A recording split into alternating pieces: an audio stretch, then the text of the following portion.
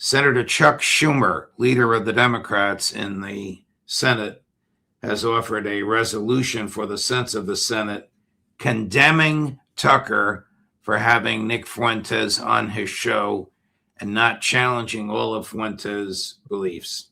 I don't know this fellow Fuentes, but I was very impressed by what he had to say about Trump's Truth Social post.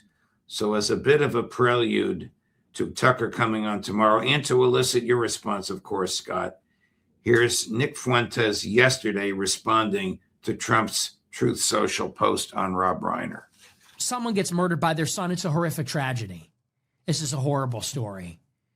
And nobody deserves that. I don't care what their politics are, what they said on the internet or on television. Nobody deserves to be murdered, stabbed to death with their wife by their own son, who they tried to help. Now, if Trump were actually doing what he promised to do, you could overlook the fact that he's vain, that he's a narcissist, that he's tactical but not strategic. You could overlook all these things if he was bringing home the goods.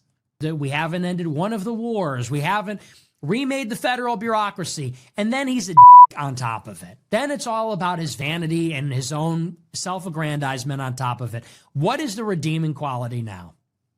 It's nothing. It's hollow. That's my take on the Rob Reiner stabbing. No one should be making fun of that. It's not funny. Who could honest to God look at that and laugh? This guy had a daughter who now has to live with this. Her brother is in prison for murdering her parents, who are now dead. Her life is shattered and destroyed, and so many people's lives are destroyed. You go on True Social and make a joke about Trump derangement syndrome. It just goes to show there was never anything there. There was never a center. It was always empty. What do you think? Look, I only know Nick Fuentes peripherally. I don't follow. I didn't follow Charlie Kirk, and I don't follow Nick Fuentes. I try to avoid the domestic political side of social media. My forte is foreign policy and military affairs and international relations and arms control. But what he says resonates. I mean, look, President Trump has many strengths. He wouldn't be president of the United States if this wasn't manifestly so.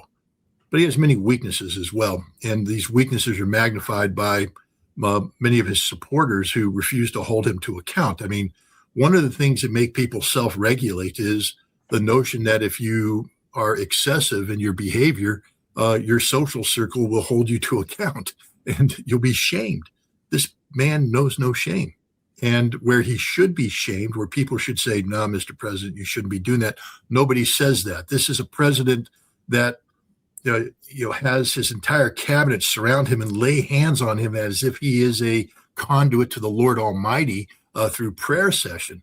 This is a man who is the center of a cult of personality of his own manufacture. And I think at some point in time, I think he's starting to believe that he is that which he seeks to manifest artificially. So thank you, Nick Fuentes, for saying what you said. And hopefully it resonates. And look, Tucker Carlson and I have had our differences in the past, but I respect Tucker's integrity.